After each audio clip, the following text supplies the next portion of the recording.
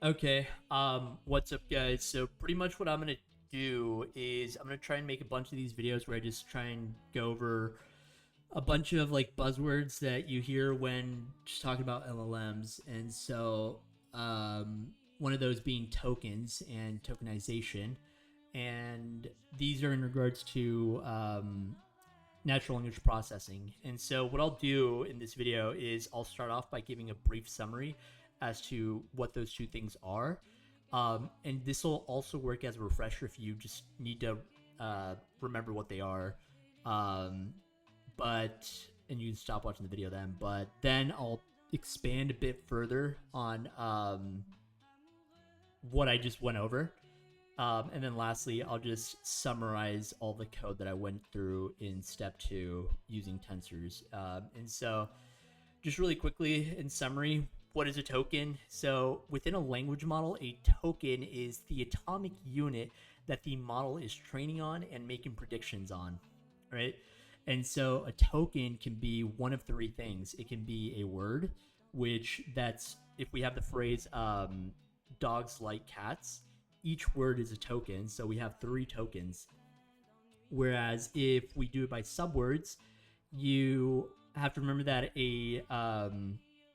a word can be either a single token or multiple tokens. And I say that because subword um, can be composed of a root word, a suffix, and or prefix. Or yeah. And so an example would be the word dogs. That can be two tokens by splitting up the word dog and the suffix s into separate tokens. And lastly, by characters, and that's pretty much just splitting up each character into a token. Or yeah, and so for the phrase bike fish, that is a total of 9 character tokens. And the reason it's not 8 is because we're also counting the character um, between bike and fish, the space. Um, as for tokenization, it's pretty much whenever we convert the data set or text into actual tokens themselves, because that's yeah the process of doing it. And so if our example data set is the following, which is just a sentence, the dog ran to a dog, and we want to do tokenizing by words, then we just split up by words. So we end up having a total of um, 7 words or 7 word tokens.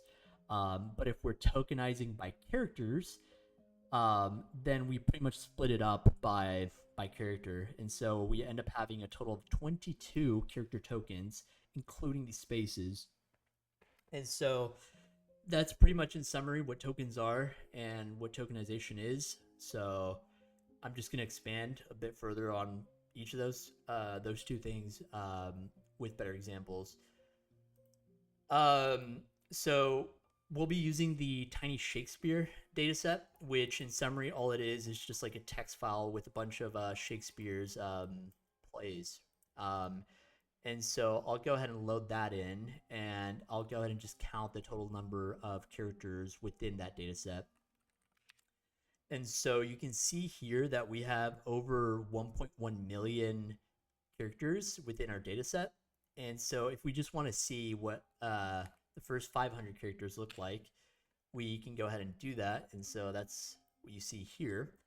And just for the sake of simplicity, what we'll be doing is we'll be doing tokens by characters rather than by subwords or actual words, because it's easier to see and easier to work with for introduction purposes.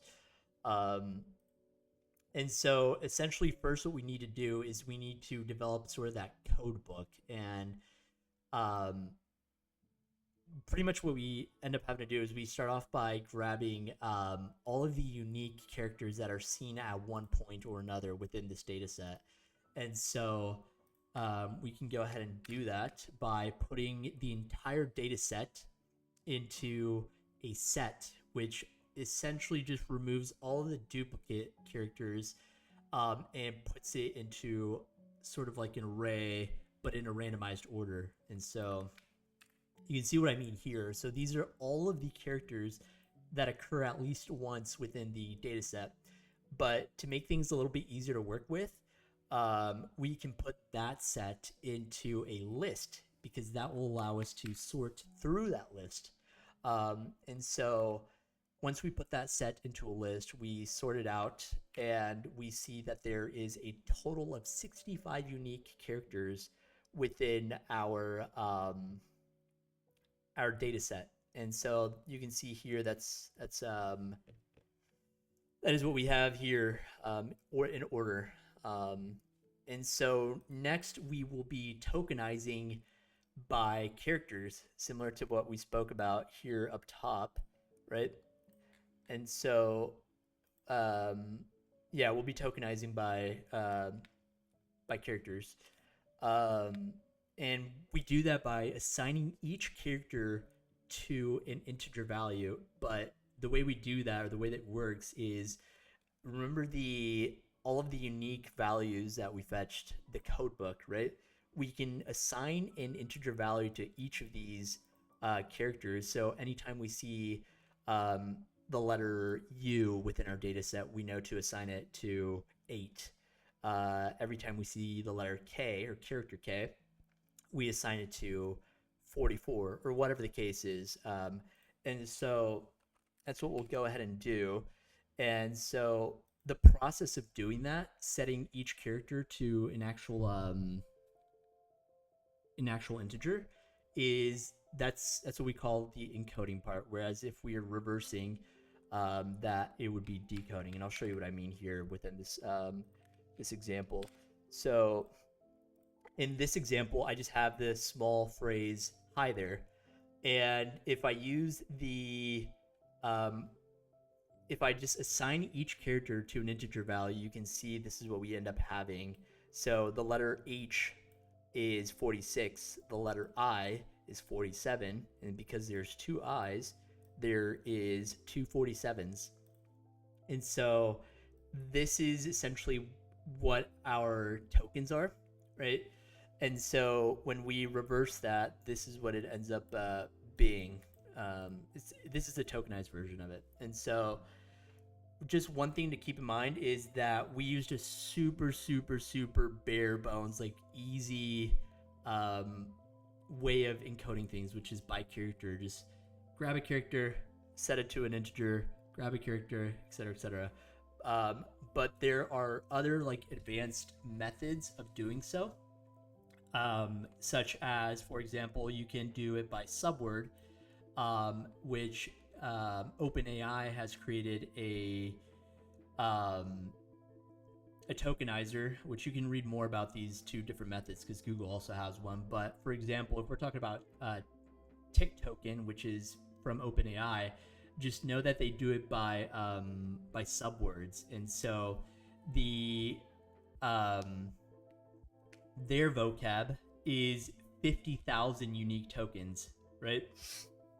And so whenever they tokenize this phrase, the original phrase that we use in our example, they only have 3 total tokens.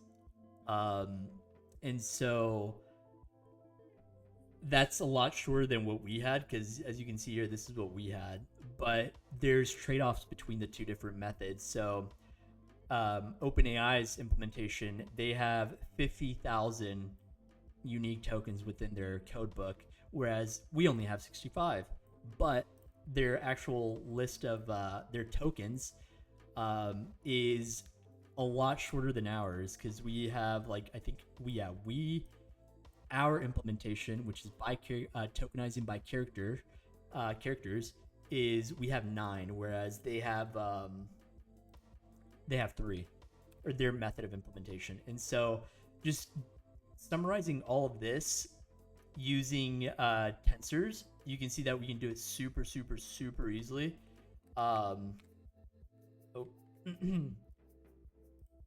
And so we load in our data set, but what we can go ahead and automatically do is convert while we're loading up that data set, rather than loading it up as just standard characters. What we can do is convert it over to where each character is an integer, which remember that's essentially what we did here. We converted each character um, into an integer, right? And so you can do that really easily with Tensor. And so you can see that whenever I load in the data set, it's also the exact number as what we had up here when we did it this way, over 1.1 million. And then you can see that we stored our data set or our tensor is of type integer. So if we print out the first 500 characters of this, you can see that it ends up being just a list of integers, right? And so that's pretty much our tokens, right? But in a much shorter or much faster way of doing it, because you see we only did really one line of code instead of doing or using all of this. But that's pretty much it. So yeah, that just in this example, you can see these are 500 total tokens. But anyways, that's pretty much it for the video. I'll see if I can just keep making these videos. But yeah, that's pretty much it. So yeah.